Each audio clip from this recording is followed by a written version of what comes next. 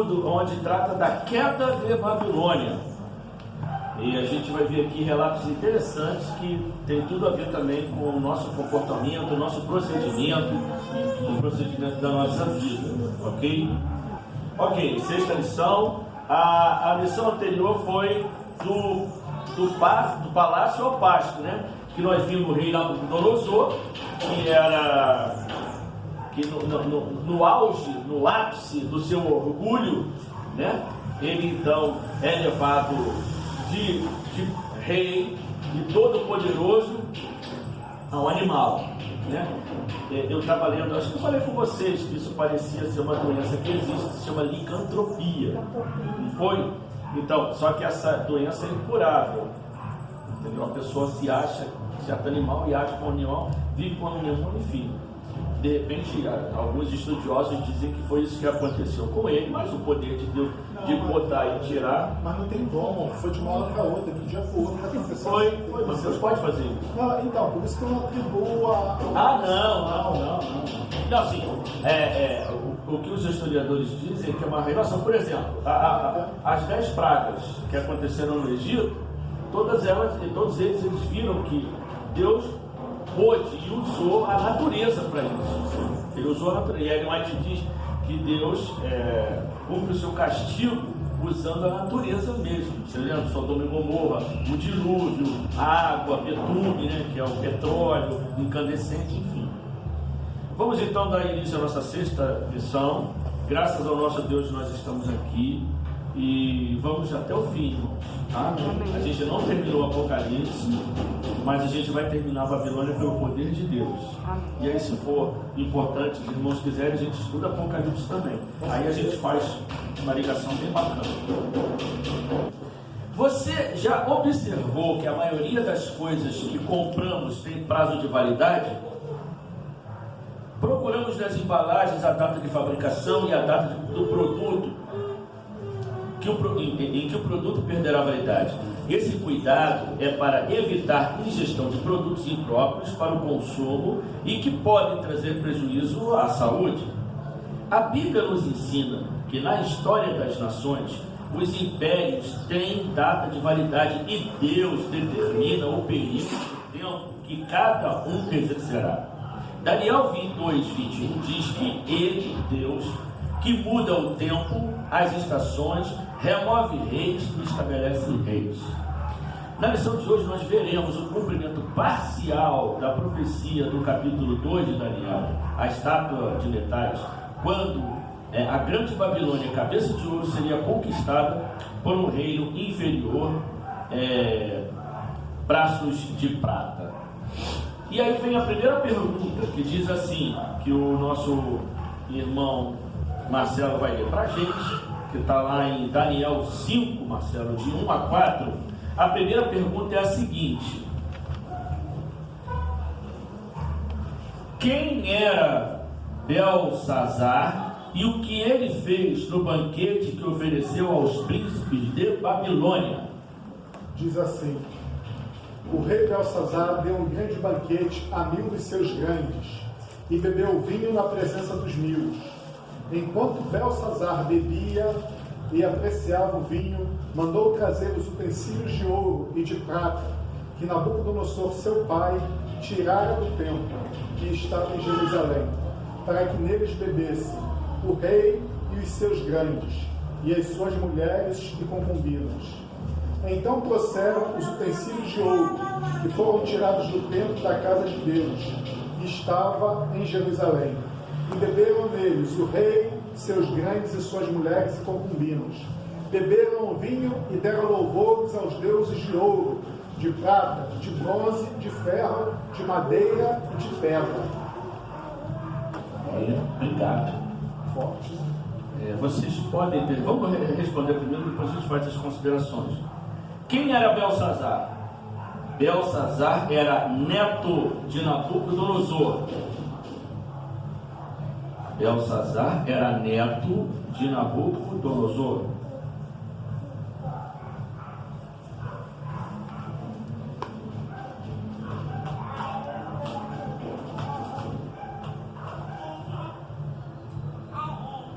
E aí vem o que ele fez.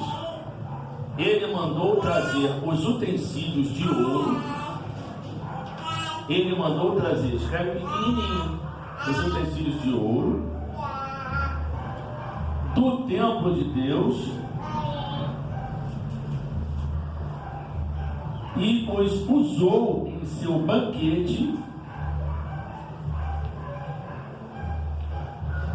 E os usou, regado a orgias, vírgula, bebidas e adoração aos deuses. Pode colocar deuses pagãos. Quer que eu repita ou deu para pegar? Aonde? Não, onde? Ele mandou trazer os ouro do templo de Deus e os regava e os usou em seu banquete. Em seu banquete, regado a orgias, vírgula, bebidas e adoração aos deuses pagãos.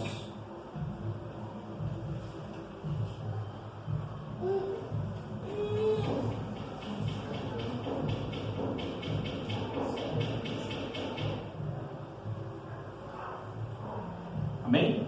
Vamos lá embaixo aqui. A grande Babilônia dominou o mundo por mais de 6 décadas, sendo que o reinado de Nabucodonosor durou 43 anos. Alguns anos após sua morte, subiu ao trono Nabonito, também conhecido como Labineto, um genro de Nabucodonosor. Ele nomeou como seu corregente a Belsazar, seu filho, que era então neto de Nabucodonosor por parte de mãe. Agora vejam bem, a gente mais à frente vai ver que a rainha mãe, vocês conhecem a história, a rainha mãe se dirige a ele falando a respeito de Daniel. E a gente vai ver que essa rainha mãe, na verdade, era a avó dele. Ela era a esposa, ela era a mulher de Nabucodonosor, que havia morrido há 26 anos atrás. Tá? Isso eu tirei dos escritos de historiadores que fizeram levantamento de vários documentos. É durante o reinado desse monarca que ocorrem os episódios descritos no capítulo 5 de Daniel. Okay? Não bastasse as orgias, a bebedeira, Belsazar, com o objetivo de difamar o Deus verdadeiro, mandou que trouxessem os utensílios sagrados usados no templo em Jerusalém, para que neles bebessem vinho. O historiador Flávio Joséfo diz que nem mesmo Nabucodonosor se atreveu a servir-se nesses vasos, mas agora seu neto Belsazar, já dominado pelo vinho, teve a ousadia de beber nos vasos e blasfemar contra o Deus Todo-Poderoso. E aí vem a segunda pergunta, e a irmã Solange vai responder para a gente. Irmã Solange, o que aconteceu enquanto o rei e seus convidados se embriagavam? O que aconteceu? Daniel 5 e 6. Na mesma hora, apareceram os dedos de mão de homem e escreviam defronte do castiçal na caiadura da parede do palácio real. E o rei via a parte da mão que estava escrevendo. Mudou-se então o semblante do rei, e os seus pensamentos o turbaram. As juntas dos seus lombos se relaxaram, e os seus joelhos batiam um no outro. Amém. Amém. Antes da resposta, preste atenção aqui. Vamos imaginar essa cena. Aquela bebedeira que não foi só aquele dia, aquilo já estava durando alguns dias, até porque o vinho daquela época, para pegar, tinha que beber muito, não é verdade? Ele até ficava fermentando, mas então estava aquela bebedeira, orgia, e só estava a nata da sociedade lá. Os líderes das províncias estavam ali de Babilônia. Então estava aquela bebedeira, E de uma certa forma, prestem atenção, na verdade, Belsazar, ele estava ali dando uma festa e enaltecendo os deuses. Tanto é que logo quando Marcelo leu, o que ele leu ali? Que eles estavam adorando os deuses de prata, de ouro, de prata, de bronze, de ferro e de pedra. Lembram da estátua? Então o que ele estava querendo fazer ali? Indiretamente, ele estava querendo anular a pessoa do seu avô, que se rendeu ao Deus de Israel antes da sua morte, entendeu? E estava querendo fazer aquilo que Nabucodonosor fez lá no capítulo 2. Ele queria ratificar o seu poder e não se curvaria ao Deus Todo-Poderoso. Por isso ele manda pegar os utensílios na casa de Deus. Então ele sabia o que estava fazendo. Sabe o que ele estava fazendo? Ele estava batendo de frente com Deus. Muitas vezes Deus silencia, cala e espera o momento certo. Mas naquele momento a resposta de Deus deveria ser dada. Ele deu. Isso quero dizer uma coisa. A gente vai ver isso mais à frente. Nós podemos ir longe de Deus, fazer as coisas longe de Deus. Agora, existe uma linha invisível, que a gente vai ver aqui, uma linha invisível que quando a gente ultrapassa, não tem jeito. Principalmente quando se mexe no que é sagrado. Justamente. Quando você coloca em xeque o nome de Deus, até na sua vida. Por isso que Deus diz assim, Jesus disse, olha, não sirva de pedra de tropeço para os que vêm atrás e querem descobrir a verdade. Eu estou completando aí. Porque era melhor que você o quê? Amarrasse uma pedra no seu pescoço e se atasse. Não é isso? Por quê? Isso que você está falando é de grande revelia. Agora, o que acontece? Vai chegar nos últimos dias que se você não estiver ao lado de Deus, a gente vai servir de pedra de tropeço para isso. Você querendo ou não. Se você não estiver cheio do Espírito Santo, infelizmente, você vai acabar sendo usado pelo outro lado, né? Assim como na vida, por exemplo. Judas pode ter servido de pedra de tropeço para muita gente. Sim. Que olhou ele, esse cara rouba, está indo com Jesus e rouba. Vou sair daqui. Muitos, de repente, podem ter desistido por causa de Judas. Não é? A gente não sabe, a história no futuro vai dizer quantos, né? Muita gente vai se perder porque outros o levaram. Por exemplo, Ellen White diz, no Grande Conflito, que ministros serão caçados e mortos porque foram desviados da verdade com as pregações que eles tinham, né? Com as doutrinas que eles jogavam, doutrinas erradas. E a gente vê isso no Apocalipse, nos 4 cavaleiros do Apocalipse, e na história, efetivamente, né, de como a igreja de cavalo branco passou para cavalo amarelo.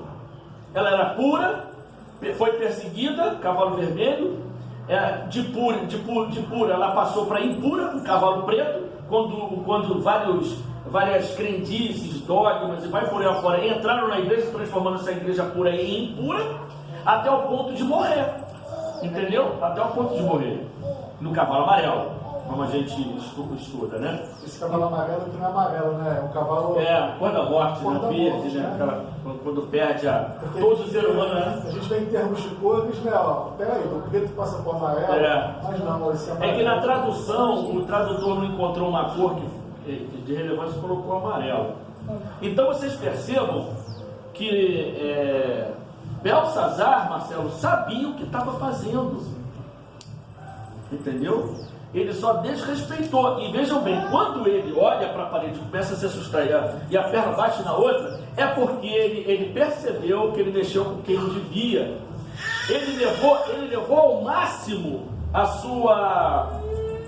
Como é que eu posso dizer quando a gente se defronta com alguém mais forte? Ele levou ao máximo a sua ousadia. Ele foi além, ele passou dos limites. E olha, não é só a Belsazar que faz isso não. Tem gente que faz isso hoje. E encontra pela frente um destino muito ruim. Muitos encontram a própria morte. Eu levo aqui, sempre eu estou aqui os exemplos dos artistas que fizeram isso, como o próprio Cazuza. Ele viveu intensamente a sua vida de prazer e orgia e encontrou o resultado disso, né? eu lembro muito bem, tem até gravado que ele pega uma guimba de maconha Essa aqui naquele círculo ali do centro da cidade, qual que é o nome? Círculo voador, dá um trago na maconha, olha para cima, essa daí é para você, Deus. Foi assim mais ou menos para Jesus isso aí. Então, quer dizer, chega uma hora que ultrapassa os limites. Deus sabe que por mais tempo que dê, essa alma ela não vai retornar.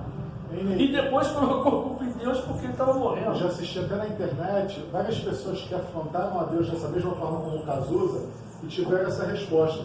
Uma das coisas fala que até o Titanic, né? Sim. Falou que nem Deus afundava, né? Quer dizer, eu não sei se isso é verídico ou não, né? Mas são as lendas que dizem.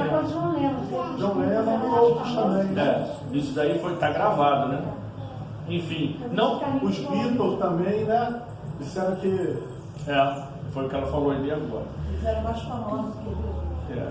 Então a resposta é a seguinte: apareceram uns, escreve pequenininho, apareceram uns dedos de mão de homem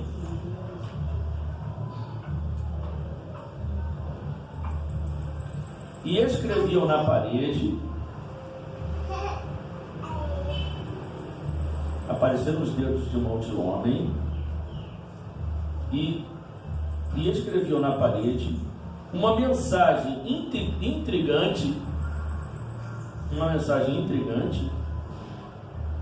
e que parecia assustadora.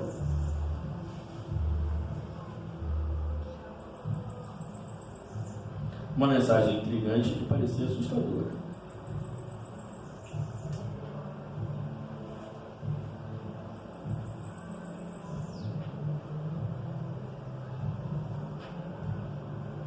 Amém? Posso continuar?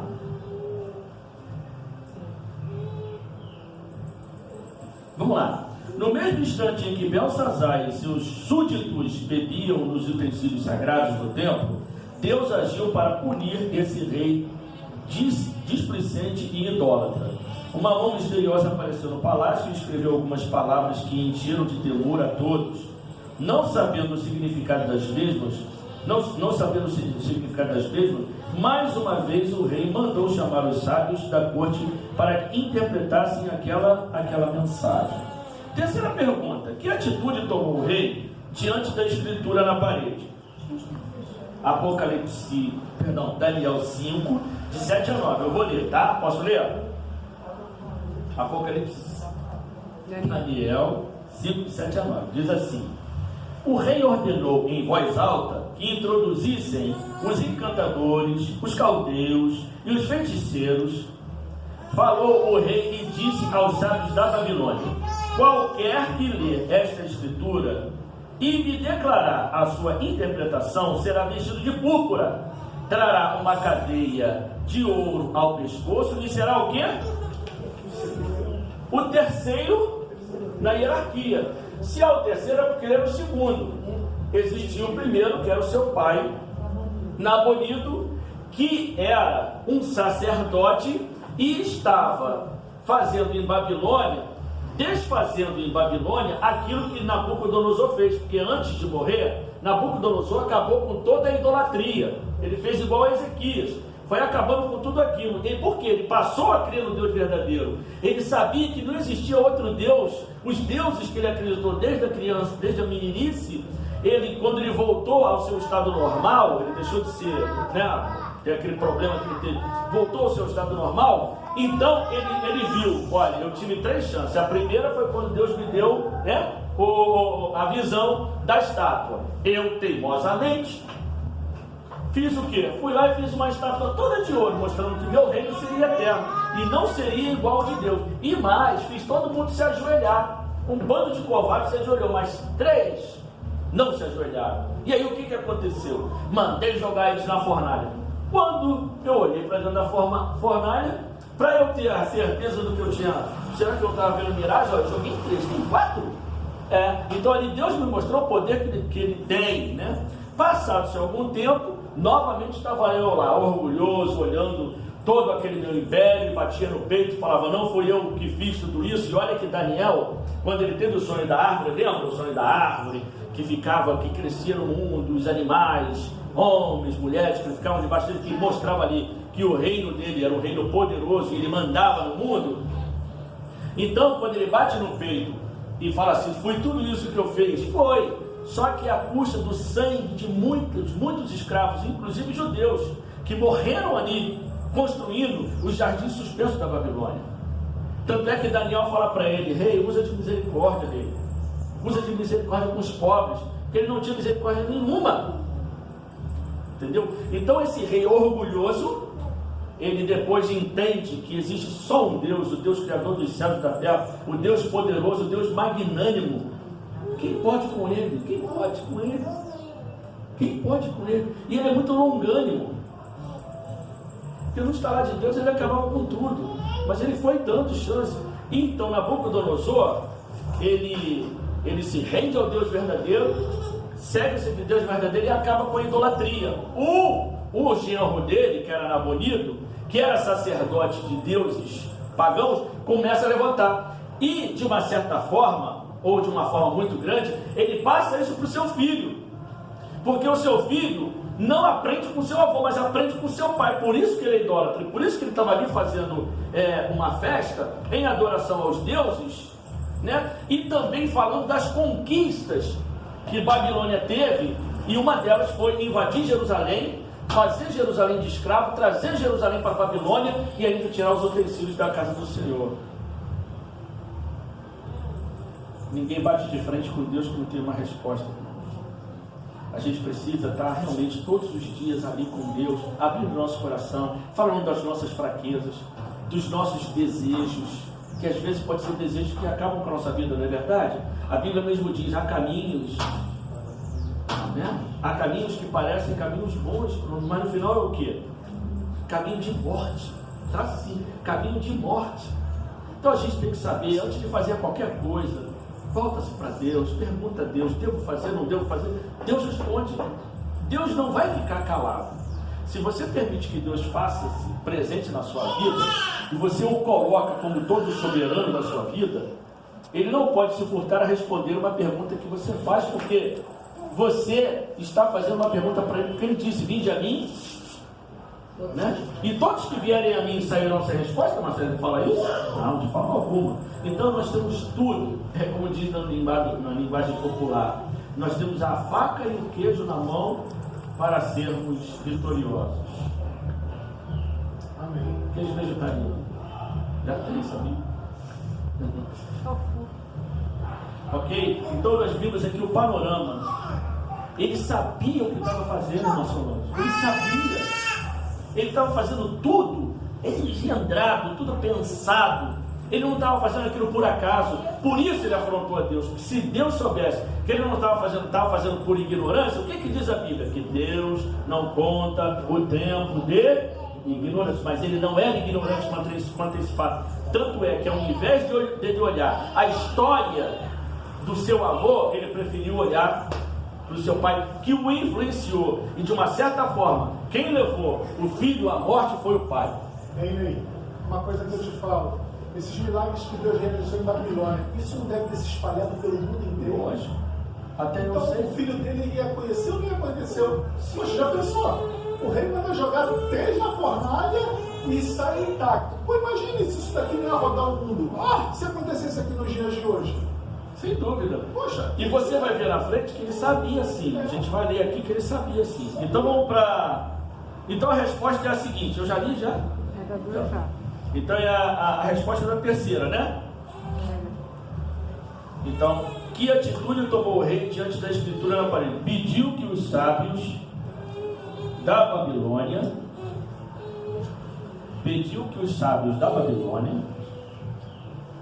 decifrassem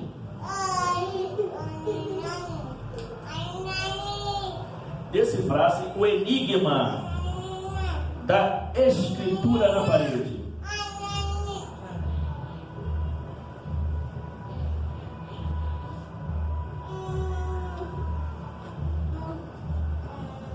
Amém?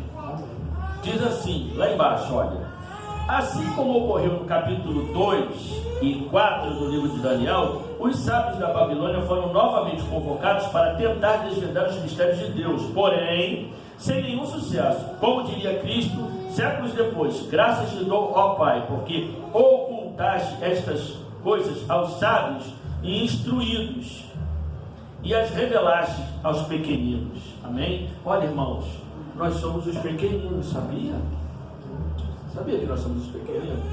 Tanto é que tem um hino que canta assim: somos um pequeno povo muito feliz, somos um pequeno povo muito feliz. Vocês sabiam, Ellen White diz, que o povo de Deus sempre foi pequenininho? Sabia, irmão? Nunca foi um povo grande. Em todos esses quase 6 mil anos de existência, o povo da verdade sempre foi um povo pequeno. Vamos voltar lá no dilúvio. Quantos se salvaram? 8 se salvaram. Lá em Sodoma e Gomorra? 3. 2 depois. 3 se salvaram. Não foi? E na época na Idade Média, eram os valdenses, lembra dos valdenses? Era um povo pequeno. Então o povo de Deus sempre foi pequeno, e o nosso também é. Hoje, você que faz parte desse povo da Igreja Adventista do Sétimo Dia, saibam que nós somos um povo pequeno, mas um povo valente. Somos hoje a única igreja protestante que está quase completando aquilo que Deus diz na sua palavra: ide e pregai este evangelho, este aqui, ó, que está na Bíblia, a verdade. Pregai isso, este evangelho a toda língua, povo, tribo e nação. Ou seja, todos os países. Só faltam 17, 18 ou 19, não? 17 ou 18 países, que são os países mais difíceis agora, né? São os países comunistas e isso aí, muçulmano. O que você queria falar? Esses dias aconteceu uma situação que o eletricista que mexia no carro do meu esposo, ele faleceu.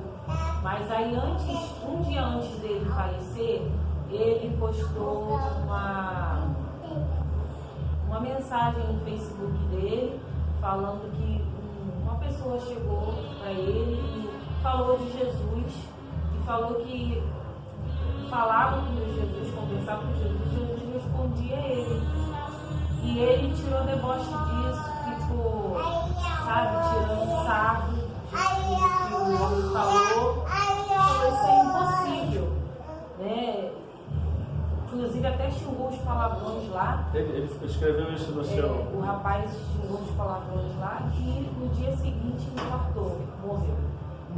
Né? A gente não sabe, né, como é que é a gente não sabe se foi um adventista, seja quem for, Deus usou um instrumento. Talvez a última chance que ele teve, né? Chance que ele desprezou e inclusive postou lá nas redes sociais. É muito triste essa realidade, mas foi o que aconteceu com esse mesmo Belsazar. Foi justamente isso, Você trouxe um exemplo vivo aqui, mais próximo de nós, né? Continuando a leitura, os sábios da Babilônia não possuíam a verdadeira grandeza, nem a atitude de submissão e serviço ao Deus do universo, né? Eles não tinham esse sentimento. E era aí onde o pai dele, Nabonido, ele estava pegando, ele estava ressuscitando a adoração a deuses pagãos. Quarta pergunta.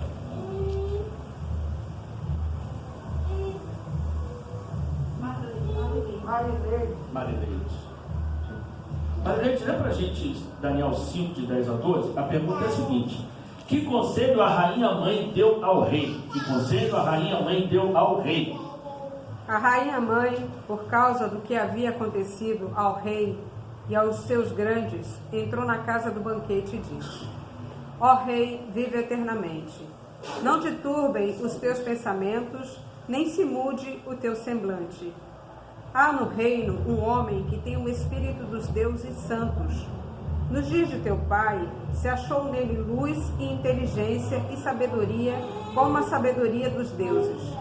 Teu pai, o rei Nabucodonosor, sim, teu pai, ó rei, o constituiu chefe dos magos, dos encantadores, dos caldeus e dos feiticeiros. Porquanto espírito excelente, conhecimento e inteligência, interpretação de sonhos, declaração de enigmas e solução de casos difíceis se acham neste Daniel, a quem o rei pusera o nome de Beltesazar. Chame-se, pois, a Daniel, e ele dará a interpretação. Ele não estava querendo se render a isso. Quem era o chefe? Daniel. E como é que o chefe não é chamado? Porque ele sabia da história. Mais uma vez eu quero ratificar. Ele sabia da história. Ele sabia o que tinha acontecido. Só que, mais uma vez, volto a dizer, ele queria tirar, ele queria fazer o que ele queria fazer, não ia acontecer nada. E o que ele levaria os chefes, os principais que estavam ali? O cara tem força, né? Ele tem força. Só que ele não esperava por isso, que a resposta de Deus viesse, e viesse rápida, muito rápida.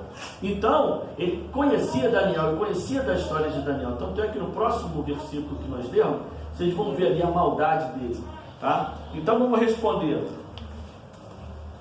Pergunta número 4. Que conselho a rainha mãe deu ao rei? Escrevam assim: aconselhou seu neto a chamar Daniel a fim de decifrar o enigma.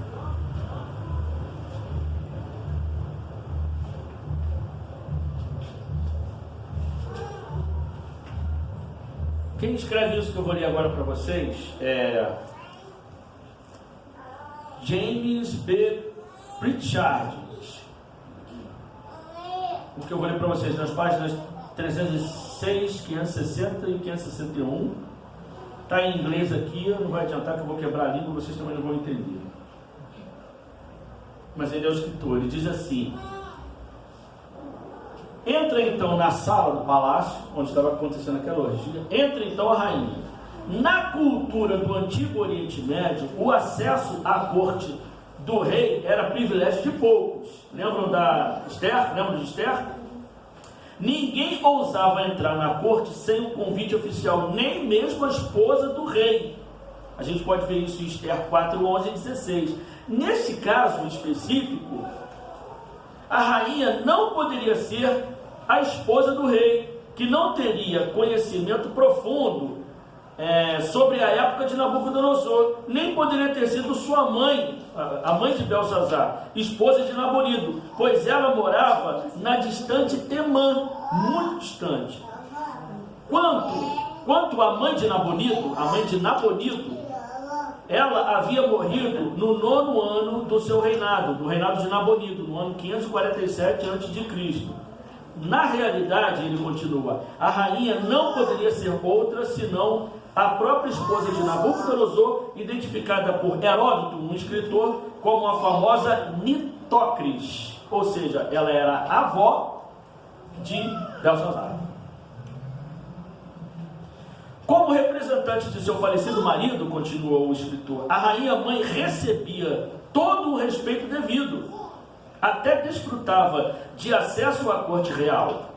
A Bíblia atesta a importância da rainha mãe e o papel significativo que ela desempenhava na política. Então, se vocês quiserem anotar, eu dou a passagem para vocês, vocês vão ler e vocês vão ver que realmente a rainha mãe tinha esse posto, então ela podia entrar, ela podia chegar, ela podia fazer, e foi o que ela fez. Entendeu? Ela disse, ó rei, vive para sempre, mas ela tinha acesso direto ao rei. Vocês encontram isso em 1 Reis 15, 13. 1 Reis 15, 13. 2 Reis de 11, de 1 a 3. Depois, capítulo 24, 12, ainda de 2 Reis. 2 Reis, o que? Qual 2 Reis? 11, de 1 a 3. Depois, 24, 12. Capítulo 24, versículo 12. E por último, Jeremias 13, 18. É bom a gente estudar, ter esses livros que aclaram a nossa mente. E isso traz mais conhecimento. Então vamos lá. Posso continuar? Oi? Jeremias 13, 18. A rainha mãe, chamada pelo historiador Heródoto de Nitocris, conhecia muito bem as histórias que havia se passado com o seu pai, que na verdade era marido, tá? Nabucodonosor e aconselhou Belsazar a procurar Daniel. O profeta se refere a Nabucodonosor como pai de Belsazar. A palavra pai deve ser interpretada como avô ou antepassado, como em outras passagens da Bíblia. Se vocês quiserem, pode também ver lá, 1 Reis 15:11, mas vocês têm aí o que está escrito, ok? Daniel, então, repreende o rei. Antes de Daniel dizer ao rei a interpretação da escritura na parede, ele o repreende severamente. Vamos lá, preste atenção no que eu vou falar aqui. A gente vai ler, vamos ver se a gente lê primeiro. Deixa eu ver, Daniel 5:23. Deixa eu ver aqui.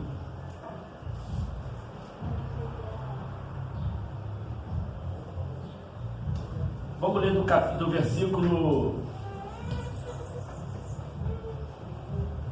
Depois do que a Marineide leu. Eu li até o 12. Então vamos ler o 13, olha só. Olha o 13, ó. Porque depois a gente pula para o 23. Olha o 13, preste atenção. Então Daniel foi introduzido à presença do rei. Falou o rei e disse... Estão acompanhando aí na Bíblia? Está acompanhando, Marcelo? Não, né? Não. Então vamos lá, preste atenção aí. O Daniel vai pegar ali. Daniel 5, capítulo, versículo 13. Preste atenção. Daniel 5, versículo 13.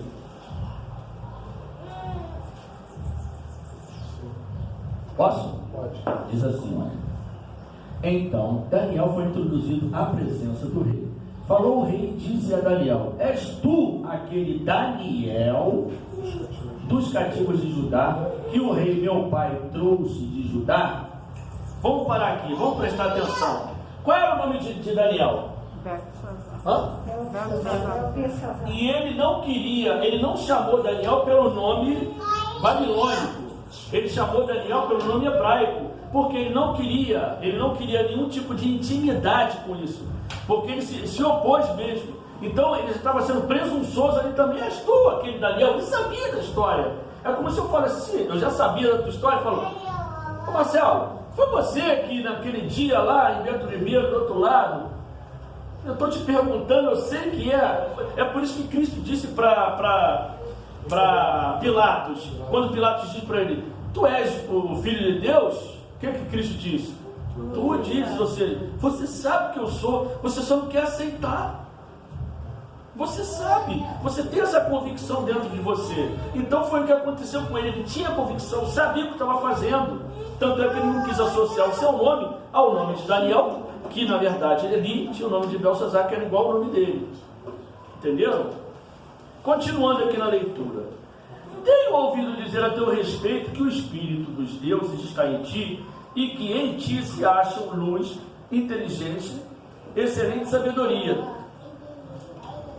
Acabaram de ser introduzidos à minha presença os sábios, interpretadores, paraenses, que poderiam fazer saber a sua interpretação, mas não puderam dar a interpretação dessas palavras. Eu, porém, tenho ouvido, olha só, tenho ouvido dizer de ti que podes dar interpretações e solucionar os casos difíceis. Agora, se puderes ler esta escritura e fazer-me saber sua interpretação, serás vestido de púrpura, terás cadeia de ouro e pescoço e serás terceiro. Preste atenção aqui, olha que subjetividade dele.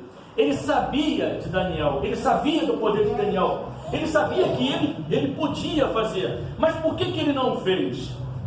Porque ele tinha medo. Tanto é que ele ficou o quê? Batendo com as pernas. E por medo ele quis comprar Daniel. Quando ele fala: olha, se você falar o que está escrito ali, você vai ganhar ouro, você vai ganhar púrpura, ele estava querendo o quê? Subornar. Ele estava querendo que Daniel inventasse alguma coisa em prol da sua pessoa, da sua posição. E isso é tão verdade que olha a resposta que Daniel deu. Vamos lá ver. Então respondeu Daniel e disse na presença dele: os teus tesouros, os teus presentes fiquem contigo, e dá os teus prêmios a outrem.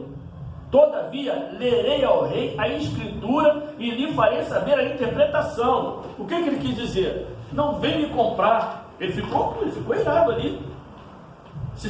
Veja, como é que ele vai falar assim com o rei? Os teus presentes fiquem para você. Ali ele assumiu. Tanto é que a gente vê aqui, foi uma reprimenda mesmo. É isso mesmo. Reprimenda. Repreensão, né? Foi uma repreensão dele. Obrigado, irmã. Professora. Parabéns, cara, pelo seu dia atrasado, mas eu não estava com a irmã. Então, ele faz o quê? Os teus presentes fiquem para você. Você não vai me comprar, você não vai me corromper, você não vai me persuadir a fazer aquilo que está errado. Eu não vou fazer. Eu vou ler aquilo que está escrito e te preparo. Entende? Tudo bem, tem hora, tem dia, tem lugar, mas nós temos que falar a verdade sempre. A verdade deve fazer parte dos nossos lábios. Entende? A verdade precisa fazer parte dos nossos lábios, da nossa vida. A gente não pode ser um cristão desequilibrado, porque o inimigo ele quer nos levar ao extremo, ou ao fanatismo, ou então ao mundo natural, tornarmos-nos completamente naturais, ou seja, não ter nenhuma ligação com Deus. Mas o nosso Deus é um Deus de equilíbrio e quer que seus filhos também sejam equilibrados.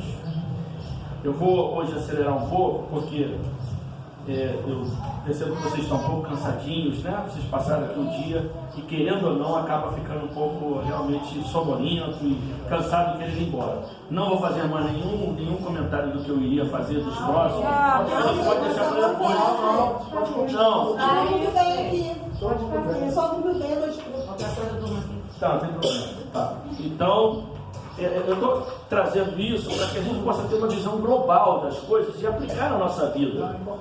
Entendeu? Ele sabia o que estava fazendo mesmo, Marcelo. Tanto é que ele quis subornar Daniel. Vamos então agora para a pergunta 5. Eu já respondi a 4 já, né? Já. Ah, bom, vamos lá. Daniel repreende o rei. Antes de Daniel dizer ao rei a interpretação da escritura na parede, ele o repreende severamente. Ao falar de Nabucodonosor, Daniel relembrou ao rei como Deus lhe havia concedido o reino e a grandeza, a glória e a majestade. Disse também que quando o coração de Nabucodonosor se elevou e o seu espírito se tornou soberbo e arrogante, Deus o derrubou do seu trono real e o expulsou, e foi expulso dentre os filhos dos homens e viveu semelhante aos animais. Então disse Daniel: e tu, Belsazar, não humilhaste o teu coração, ainda que sabias tudo isso. E vejam bem, olha como é que do capítulo 4 surge o capítulo 5. Do capítulo 4 nós vemos um rei submisso, que reconheceu a grandeza de Deus, e pula para o capítulo 5. Nesse capítulo 5 aparece o quê? Um rei, o quê? Arrogante, soberbo, presunçoso. Olha que mudança, preste atenção, foi de uma geração só, colou uma geração e caiu nele, não é verdade? Era como se fosse o filho de Ezequias, que não foi bem criado pelo pai e foi mal, mas no final parece que ele se salvou, ele se rendeu a Deus. No final da vida, até queimar o filho ele queimou aos deuses. Ainda continua aqui: as histórias do passado deveriam ter impressionado o seu coração e o levado a adorar o Deus verdadeiro, assim como fez o seu avô. Mas em vez disso deu lugar ao pecado e ao orgulho e preferiu seguir seu próprio caminho. O nosso caminho é caminho de morte, sempre no caminho de Deus. A gente até pode morrer, mas a gente vai viver eternamente ao lado. Amém? Vamos lá. A quinta pergunta: qual foi o pecado de Belsazar? Daniel 5:23 eu vou ler. Daniel 5:23 diz assim. Ele não pode ler o 22, não? Posso? Quem manda aqui é você.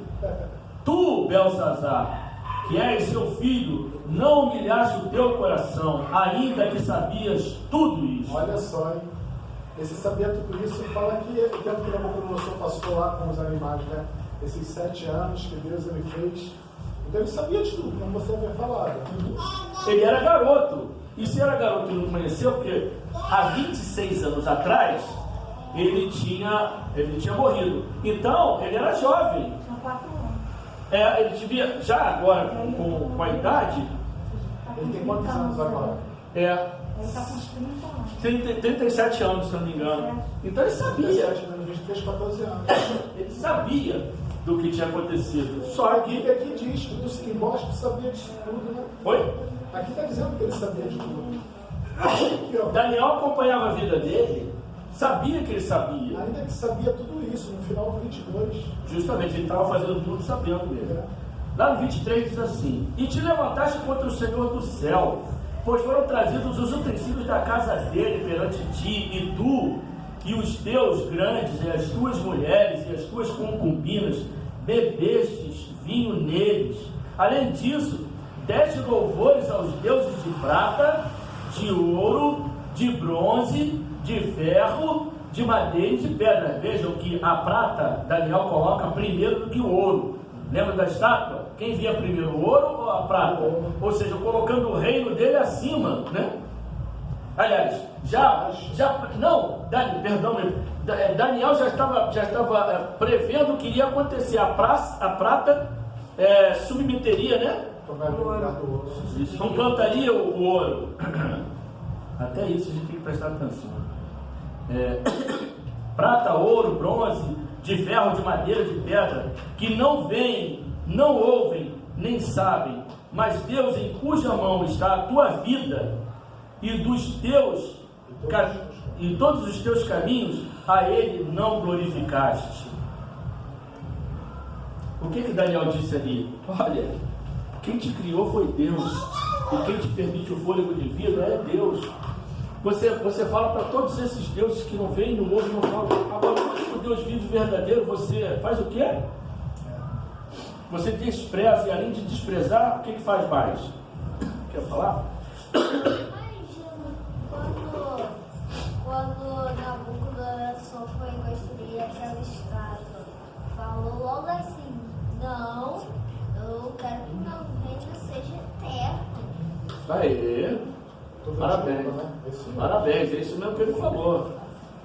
Tá sabendo direitinho, hein? Continuando aqui, irmãos.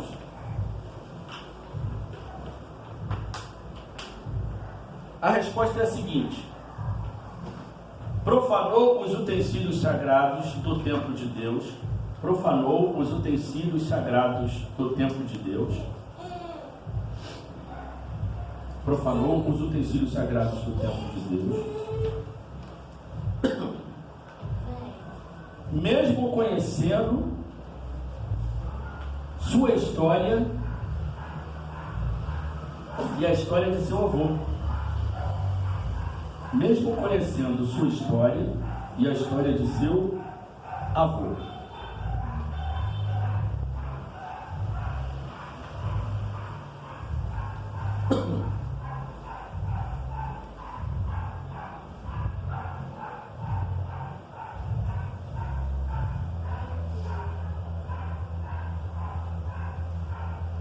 Amém? Vamos lá. Belsazar foi acusado de vários pecados, como a falta de humildade, blasfêmia, idolatria, glutonaria e outros. Ele teve uma excelente oportunidade, mas não aproveitou. Ao profanar os vasos sagrados do templo, Belsazar ultrapassou os limites da paciência divina e selou sua própria sorte. Aí eu falei lá no início, lembra? Essa história nos ensina que há uma linha invisível que não podemos cruzar sem sofrer consequências. Por isso que a gente deve realmente andar com Deus, viver com Deus, falar com Deus, estudar, ensinar. Louvado seja o nome do Senhor. Eu estava um pouco parado dos meus trabalhos missionários e graças a Deus, acho que eu falei isso da vez passada aqui, eu comecei a estudar com uma família o livro do Apocalipse. 3 almas, o casal e a filha, que tem 15 anos, 16 anos de idade, moram lá perto de mim, e foi a Fátima Rezende que conseguiu essas almas para a gente poder estudar. Tá vendo?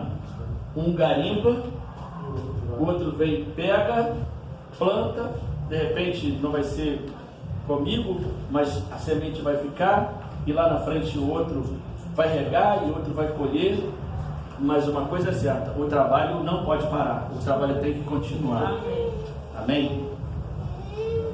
Então essa história nos mostra que a gente tem limite, a nossa vida tem limite, e as nossas atitudes, elas também têm limite. uma vez que elas sejam feitas de forma errada. Então é muito importante a gente entender que estar na presença de Deus é saber que Deus está em todos os lugares ao mesmo tempo, vendo, ouvindo e sabendo o que se passa na nossa mente. Amém?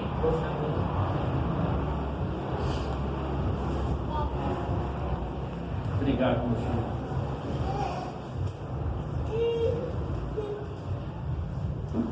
Daniel interpreta a escritura.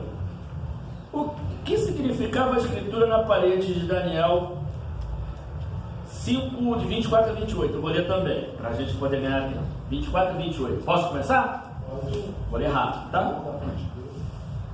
É de 25 a 28. É de 28. 24, perdão. Então, da parte dele foi enviada aquela mão, Daniel falando para ele, que traçou esta escritura. Esta, pois, é a escritura que se traçou. Mene, Mene, Tekel, Parzim. Esta é a interpretação daquilo. Mene, contou Deus o teu reino e deu cabo dele. Tekel, pesado foste na balança e achado em falta. Pérez, dividido foi o teu reino e dado aos Medo e aos persas. Então, é só até aqui, né? É só até aqui. Presta atenção no que eu vou falar para vocês. A coisa realmente era muito difícil de ser lida, porque as letras não tinham vogal na língua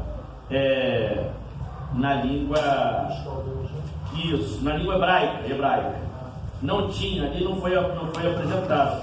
É como se ele olhasse para aquelas escrituras, é como se nós vêssemos aqui na parede a seguinte escritura, presta atenção: CTD, DPS, DDV, quer dizer nada. Só quem conhecia, só quem poderia decifrar, é mais ou menos essa visão que ele teve. E ninguém poderia fazer, só alguém que estivesse imbuído realmente do Espírito Santo de Deus. E Daniel então começa a falar. Vamos responder lá? Mene, contou Deus o teu reino e deu cabo dele. Contou Deus o teu reino e deu cabo dele.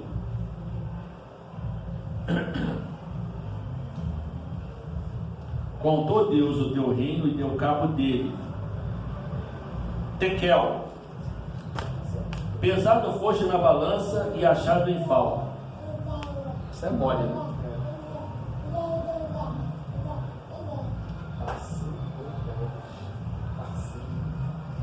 Parsim ou Pérez, dividido foi o teu reino e dado aos medos e persas.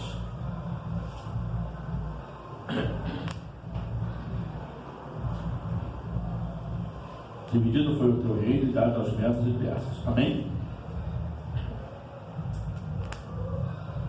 Dividido foi o teu reino e dado aos medos e persas.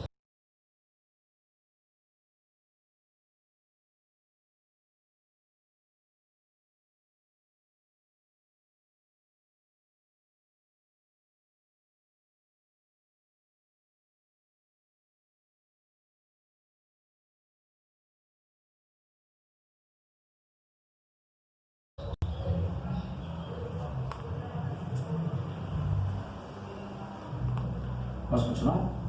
O historiador Flávio Josefo explica cada expressão aramaica com seu significado. Mene, isto é, número, significa que o número que Deus marcara aos anos de seu reinado se completariam e só lhe restaria pouquíssimo tempo de vida. Tekel, isto é, peso, significa que Deus o havia pesado na sua balança, na sua justa balança, a duração de seu reinado e que ele teria o seu fim. Parzim ou Pérez quer dizer fragmento e divisão, significa que seu reino seria dividido entre os medos e os persas. O que ocorreu com Belsazar naquela mesma noite? Daniel 5, 30 e 31, eu vou ler aqui. Diz assim, irmãos: naquela mesma noite foi morto Belsazar, rei dos caldeus. E Dario, o Medo, com cerca de quantos anos? 62 anos se apoderou do reino. Dizem os historiadores que Nabucodonosor morreu com 104 anos. Deus ainda deu, né? Um tempinho de vida para ele, bom, né? verdade. Engraçado, cara, mas aí também Daniel era mais novo, né? Hã? 104, né? 104 anos. Diz o historiador nesse livro aqui, ó. Quem quiser é sensacional, tá?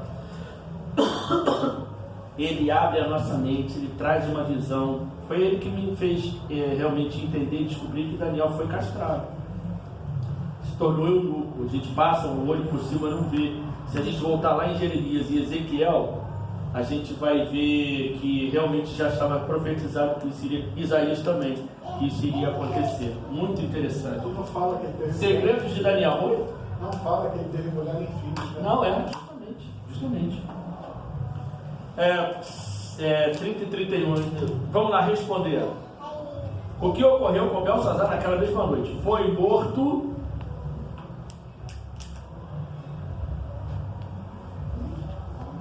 e Dario, rei dos Medos, com cerca de 62 anos, se apoderou do reino da Babilônia. Pegou aí ou quer que fale de novo? A minha voz já está falando porque eu dei estudo ontem. Já falei hoje na escola sabatina. E ainda gritei com a minha mulher. Mentira, não brinquei. Foi aí que você gastou a voz dela, né? Verdade. Aquela briga comigo. Tá bom, eu vou fazer, tá bom. Só assim agora, né? Mas o meu filho está aqui de prova de que não aconteceu isso não, meu filho. A gente tomou foi uma boa sopinha, né? Achei um aqui que eu gosto muito de sopa de legumes. E achei aqui um que tomou o meu lugar. Bem, você só funciona na pressão não, né? Não, eu não funciono na pressão, eu não consigo funcionar. Nem eu. Olha, te deu o recado. Não pensa nisso. Lendo aqui embaixo, irmão, a gente já está na reta final, graças a Deus. Na mesma noite do banquete, o exército de Ciro invadiu Babilônia e tomou o reino. Segundo Heródoto, as águas do Eufrates, rio que cortava a cidade, foram desviados e o leito do rio facilitou a passagem do exército que tinha as águas do rio dando apenas nas coxas. No momento em que se deu a invasão, os babilônios realizavam um festim. E quando se inteiraram da situação, era demasiado tarde. Naquela noite, Belsazar morreu e Dario, o Medo, se apoderou do reino. A arqueologia tem demonstrado que este evento ocorreu na noite de 13 de outubro de 539 a.C. Deus desejava ensinar aos babilônios a sua lei. O profeta escreveu: queríamos curar Babilônia, ela, porém, não sarou. Jeremias 51:9. Em virtude da perversidade do coração humano, Deus achou necessário executar a irrevogável sentença Babilônia. A executar a sentença Babilônia que deveria cair e outro reino ser colocado em seu lugar. É isso mesmo? Faltou um que aqui, não foi, gente? Eu estou errado. Ou eu li errado? Você que não parou. Achou necessário executar a irrevogável sentença, está certo. Babilônia deveria cair e outro reino ser colocado em seu lugar. Agora a gente vai fazer uma pesquisa aí na Bíblia. Vamos abrir a Bíblia e vamos acompanhar essas passagens. Várias profecias falavam sobre a queda de Babilônia e a libertação do povo de Deus. Quanto tempo o povo de Deus ficaria escravo de Babilônia? Jeremias 25, 11 e 12. Marcelo, lê pra gente aí. Aninha, abre para mim em Isaías 45, 1. Eu sei que a Aninha está... Mas eu estou mexendo com ela. Esse texto aqui a gente leu hoje no vídeo. Né? Irmão Solange, depois lê pra gente Isaías 44, 27 e 28, tá bom? Primeiro Isaías é o que? 45:1. 45, mas quem vai ler primeiro é o Marcelo. Marcelo, a pergunta é a seguinte: quanto tempo o povo de Deus ficaria escravo em Babilônia? Jeremias já falava isso antes de acontecer. Fala. Com essa resposta, a gente vê que Deus ele nunca deixou o seu povo à mercê da própria sorte. Sim. Sempre ele ia livrar o povo de tudo E que muito ia antes. acontecer. E muito antes. E não será diferente agora no final. Sem dúvida. Olha o que diz assim, ó. Toda essa terra virá a ser um deserto e um espanto. Estas nações servirão ao rei da Babilônia 70 anos. Acontecerá, porém, que quando se cumprirem os 70 anos, castigarei a iniquidade do rei da Babilônia e a desta nação, diz o Senhor, como também a desta terra, dos caldeus. Farei dela ruína perpétuas. Amém. Deles, ruínas Olha só, olha para mim aqui. Onde está a Babilônia agora, Ana? Eu, agora, No mesmo lugar, na né? história ainda. Não, tá. Ruínas. Ah, Virou local de arqueologia. é. Não levantou mais nada lá, não aconteceu mais nada. É. Tá ali, ó, batendo com o que Deus falou. ruínas perpétuas. Perpétuas, acabou, não vai surgir mais nada ali. Quando Deus fala, e acontece e acabou. E foi o que o Marcelo falou. Ele já vinha avisando lá atrás o que ia acontecer. Olha, vocês serão escravos durante 70 anos, mas esses que te falam escravos também vão passar, porque eles não vão aprender. Tanto é que o neto dele não aprendeu e aconteceu o que aconteceu. A Babilônia foi invadida e acabou. E olha, ele tem uma história, ele sabe da história de vida de cada um de nós aqui. Ele sabe como ela vai acabar. Agora nós temos a chance de fazer com que o nosso end, o nosso final seja o quê? Feliz. Nós temos condições para isso. A chance está sendo dada a cada um de nós, irmãos.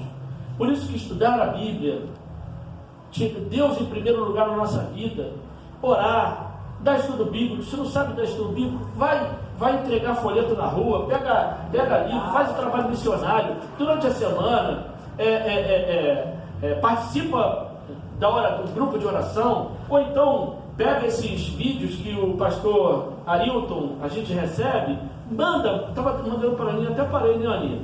Meu telefone foi furtado. Foi furtado. Então, faz um trabalho. A gente está aqui, nós estamos em missão, Solange. Nós estamos em missão. A gente precisa aprender e levar. A gente não pode guardar para a gente. Deus está em guerra. E se numa guerra você deixa de usar uma parte da armadura, da sua proteção, o que acontece? A pregação do Evangelho é o quê? Diz lá o que diz. A pregação do Evangelho é o quê? Calçar os pés com a pregação do Evangelho, né? Quer dizer, é uma parte importante de pessoa também ser protegida. Sem dúvida. Quer dizer, tudo é importante numa armadura. Se a gente deixar uma parte de lado, complica. E aí? Agora, tipo assim, existem várias formas de você pregar o Evangelho. Uhum. A melhor forma é aquela que você não precisa nem abrir sua boca. A sua vida seja uma forma de testemunhar de Deus. Essa seria a melhor de todas, né? Agora, se necessário, usar palavras, né? Uma coisa é certa, eu ouvi isso na pregação de hoje, meu filho até acompanhou lá. A pregadora disse assim: nós estamos em missão. Esse mundo já era, ele já passou. Deus mesmo diz: este mundo jaz no maligno, e ele vai destruir o maligno. Mas nós estamos em missão. Todos os dias, todas as horas, todos os momentos, em todos os lugares. Precisamos falar de Jesus. Ah, mas eu não sei falar de Jesus. Fala da sua vida, né? Fala o que ele fez na sua vida. Por exemplo, ontem eu fui trabalhar, chego de manhã cedinho na minha empresa, coloquei o carro para a rua para fazer a entrega, fechei a empresa, a porta já estava um pouco meio assim, a porta de aço, que já era de outra empresa que tinha alugado lá aquele espaço que é do meu tio. Fechei, e quando eu fui fechar, ela meio que desceu rápido, eu tirei o pé, se pega e ia machucar meu pé. Aí eu fui, fechei, tá bom, fui embora. Só que eu não tomei o caminho de...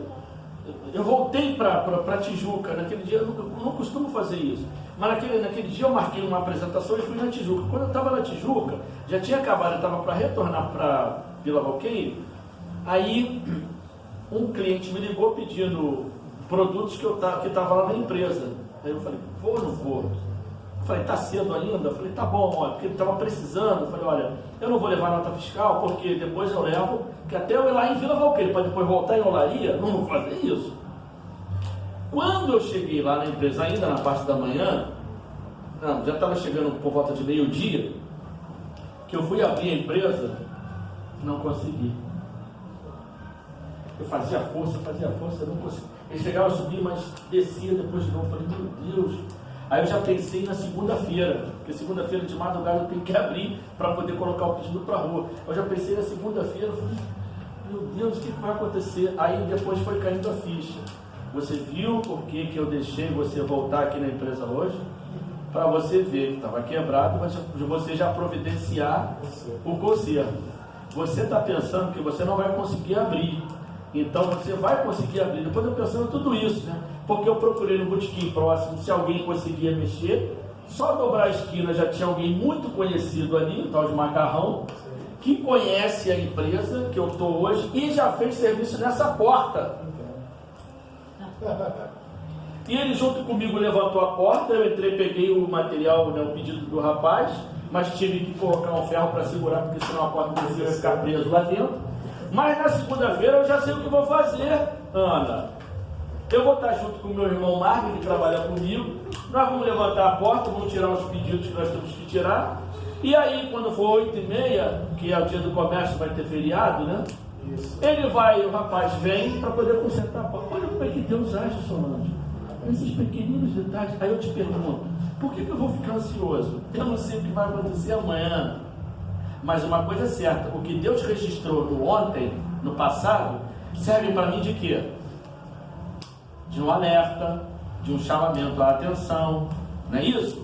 E é o que a gente precisa fazer. Se ele fez isso com o rei, imagine nós. Não é verdade? Cada um de nós tem uma história para contar, que para Deus vale muito, muito. A história de cada um de nós é tão importante como foi a história de Nabucodonosor, porque envolve vida, salvação, né? Eu quero ser salvo, creio que todos nós aqui queiramos também.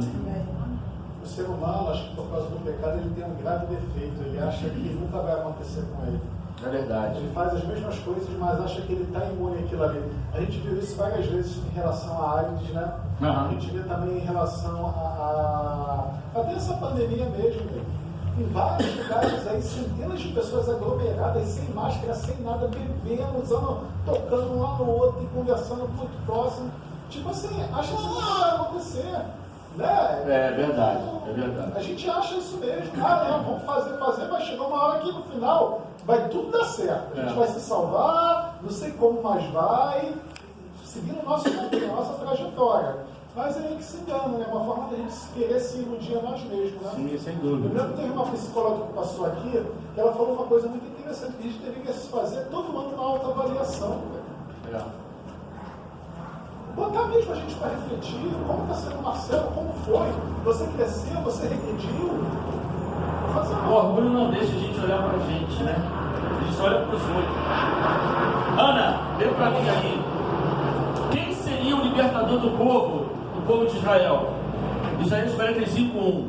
Diz assim diz o Senhor ao seu ungido, a Ciro, a quem tomo pela mão direita, para abater as nações ante a sua face, e para discernir os lombos dos reis, e para abrir diante deles as portas, que não se fecharão. Amém. Olha essa coisa interessante. Quando Ciro leu o seu nome na Bíblia, porque quando Deus revelou isso para Isaías, Ciro nem imaginava, né?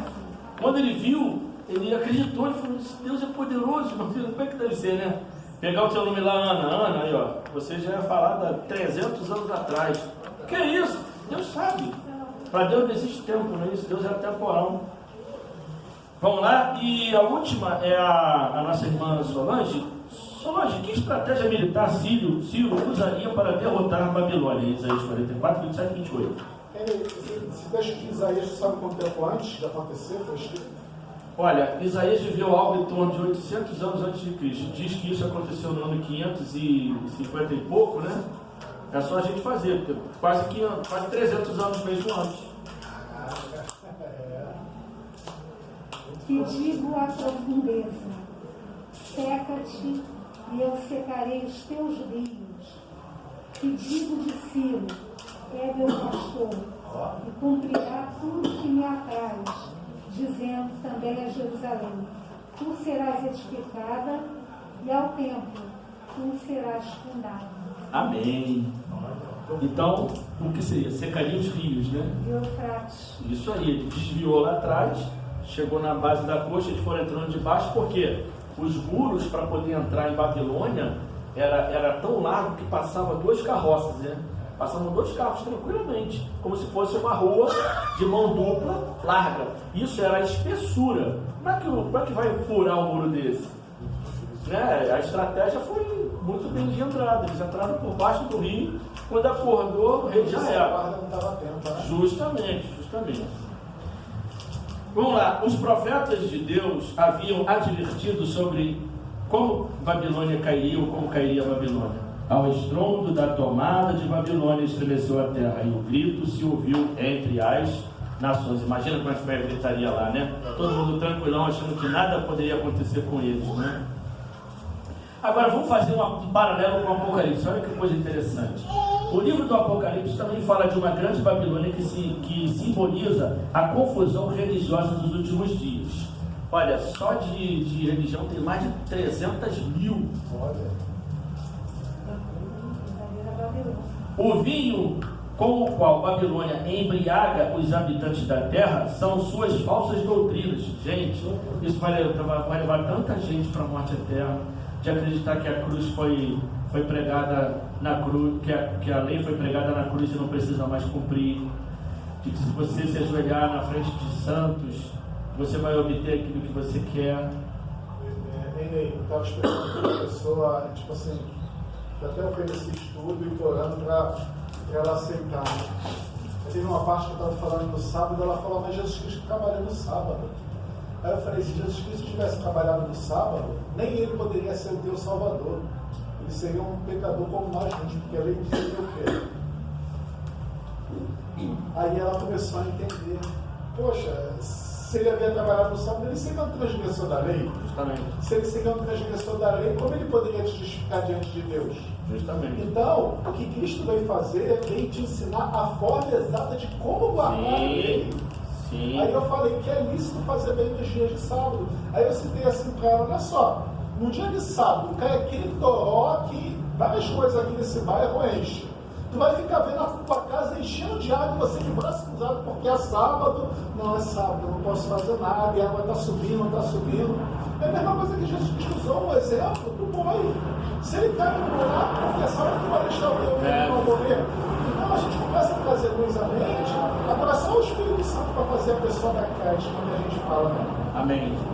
Sendo assim, são suas falsas doutrinas, né, que aprendem, porque entorpecem a mente e afetam a capacidade de discernir o erro. Assim como no passado, as águas do rio Eufrates secaram, secarão,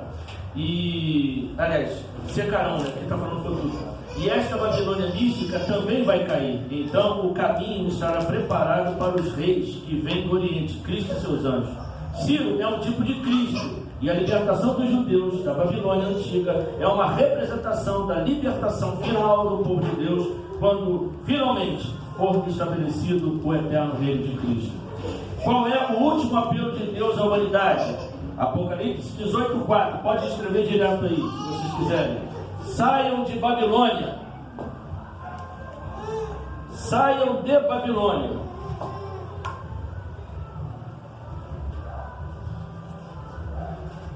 Saiam de Babilônia. Deixar Babilônia significa afastar-se dos erros e tradições, hoje ensinados em muitas igrejas, e se apegar unicamente à palavra de Deus. Jesus declarou: conhecereis a verdade, e a verdade vos libertará. Amém. Amém. Eu queria pedir a minha irmã Marileide que fizesse a oração final. Olha, terminamos 20 minutos antes, geralmente quando a gente termina, a gente começa às 3, né? E a gente começou depois, hoje foi 3h20, né? Mas eu confesso a vocês que eu estou extenuado, sabia? É muito necessário, imagina. Vamos ficar de pé.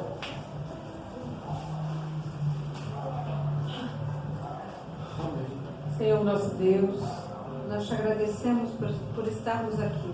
Amém, aprendendo um pouco mais das maravilhas que tu realizaste na vida de Daniel, na vida daqueles que te serviam, Senhor. Mas com a certeza que tu realizas também na nossa. Estamos em tuas mãos, ó Pai. Cuida de nós.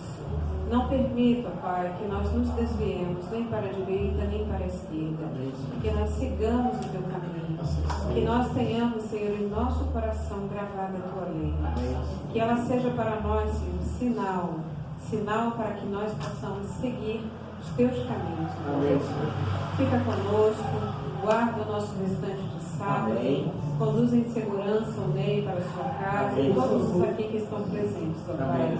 E dá-nos uma semana abençoada, Que Pai. assim seja. Que seja feita a tua vontade em nossas vidas. É o que te pedimos em nome de Jesus. Amém.